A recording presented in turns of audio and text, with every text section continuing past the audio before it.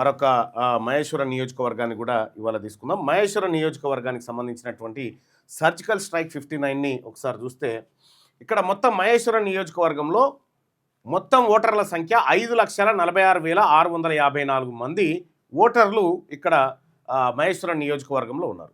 దీంట్లో ఈ 5,46,000 మంది ఓటర్లలో బీసీ ఓటర్లే దాదాపు 2,83,000 అంటే దాదాపు 3 లక్షల వరకు బీసీల ఓట్లే. ఈ 5,46,000 ఓట్లలో 2,83,540 ఓట్లు బీసీల ఓట్లు. రెడ్ల ఓట్లు అది రాంగ్ పడింది. ఇది రెడ్ల ఓటు, సారీ ఇది బీసీల ఓటు. యాక్చువల్గా ఇది రెడ్ల ఓట్లు వచ్చేసి 43,429 ఓట్లు పడ్డాయి. ఓట్లు ఉన్నాయి ఆడ.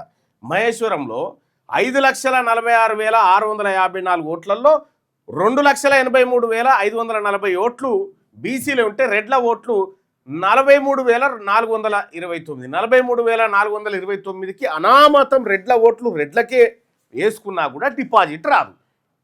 అక్కడ మహేశ్వరం నియోజకవర్గంలో మరి బలమైన నాయకత్వం ఎట్లా ఉంది, బీసీ నాయకత్వం ఎట్లా ఉంది, ఆడ ఎన్నికల్లో ఇప్పటివరకు ఏం జరిగిందనేది చూస్తే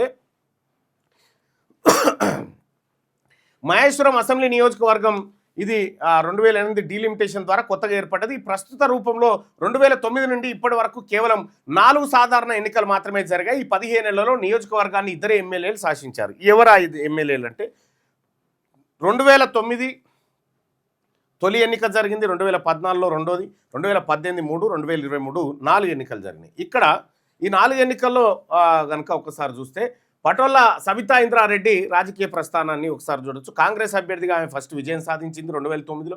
2018లో కాంగ్రెస్ అభ్యర్థిగా మళ్ళీ ఆమెను గెలిచింది. తర్వాత మూడోసారి ఇప్పుడు బీఆర్ఎస్ అభ్యర్థిగా, కాంగ్రెస్ పోయింది బీఆర్ఎస్ అభ్యర్థి. వాళ్ళ అధికారం ఎక్కడుంటే అక్కడ షిఫ్ట్ అవుతూనే ఉంటారు అన్నట్టు. మహేశ్వరంలో ఈమె కాకుండా తీగల కృష్ణారెడ్డి ఒకసారి గెలవడం జరిగింది. తీగల కృష్ణారెడ్డి ఒకసారి, తర్వాత సబితా ఇంద్రారెడ్డి 3 సార్లు 4 సార్లు. మహేశ్వరం నియోజకవర్గంలో ఇప్పటి వరకు బీసీ ఎమ్మెల్యే కాలే. మరి బీసీలు లేరా, బీసీల ఓట్లేవంటే ఉన్నాయి. కానీ బీసీలకు ఇప్పుడు మహేశ్వరం నియోజకవర్గంలో, ఇదే మహేశ్వరం నియోజకవర్గంలో ఓటర్ల బలం వచ్చేసి ఇంత బీసీలది. వాళ్ళ ఏమో గంత గిత్తత్తున్నటువంటి ఓసీలు 4 సార్లు ఎమ్మెల్యేలు అయ్యారు, బీసీలు ఒక్కసారి కాలే. ఇక్కడ ఈ నియోజకవర్గంలో బలమైన యాదవ సామాజిక వర్గం ఉంది. ఈ యాదవ సామాజిక వర్గానికి సంబంధించి అందెల శ్రీరాములు యాదవ్ ఎన్నికల్లో పోటీ చేస్తే కాంగ్రెస్లో ఉన్న రెడ్లు, బీఆర్ఎస్లో ఉన్న రెడ్లు, బీజేపీలో ఉన్న రెడ్లు, ఈ 3 రెడ్లు ఒకటై సబితా ఇంద్రారెడ్డికి మద్దతు చేసిరు. పైకేమో యాక్టింగ్ చేసిరు. మీ ఆర్కేపురం కార్పొరేటర్ వీళ్ళందరూ కూడా పైకి యాక్టింగ్ చేసిరు, కానీ వెనక నుంచి చేసిందంతా వాళ్ళకే.